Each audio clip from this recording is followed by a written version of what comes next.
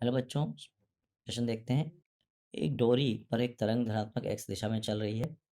x बराबर 0 पर स्थित डोरी के कण की गति y बराबर a sin t by T से दी जाती है।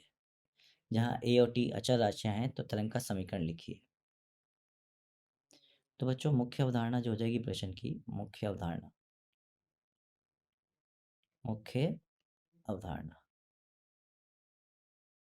हो जाएगी किसी प्रगामी तरंग का समीकरण। तरंग का समीकरण जब स्रोत का समीकरण दिया गया, जब स्रोत का समीकरण दिया गया हो,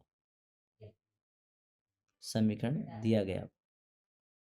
देखो बच्चों, हम सब समझते हैं, जो स्रोत करता है वही माध्यम का हर एक कण करता है या रस्सी का हर एक बिंदु करता है, पर कुछ समय पश्चात करता है।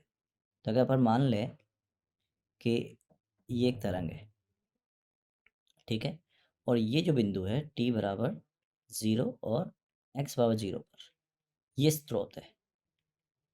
ये हमारा हाथ ऐसे मान लो, ये हमारा क्या है, हाँ, तो हमारा हाथ क्या कर रहा है, y बराबर a साइन टी बटा टी से सरल अवगति कर रहा है। तो बिंदु हर एक, मान लो ये एक्स बिंदु है और टी टाइम की बात कर लेते हैं, एक्स बिंदु की और टी टाइम की।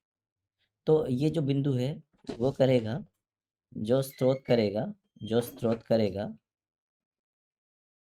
करेगा वही बिंदु करेगा, वही रस्सी का प्रत्येक बिंदु करेगा, रस्सी का प्रत्येक बिंदु करेगा, लेकिन कितने क्षण बाद करेगा वो देखना है। बिंदु करेगा परंतु कुछ क्षण बाद, कुछ क्षण बाद। तो इस क्षण के लिए और x का जो संबंध होगा वही हमारी प्रोग्रामी तरंग को निरूपित करेगा। तो मान लेते हैं ये x है, तो जो तरंग है, तरंग को x दूरी तक जाने में, तरंग को x दूरी तक जाने में लगा समय कितना होगा, लगा समय ये हो जाएगा आपका x बटा v, जहाँ v क्या है, तरंग की चाल, जहाँ v तरंग की वेग है, ठीक है। अब जो समय बचा, अतः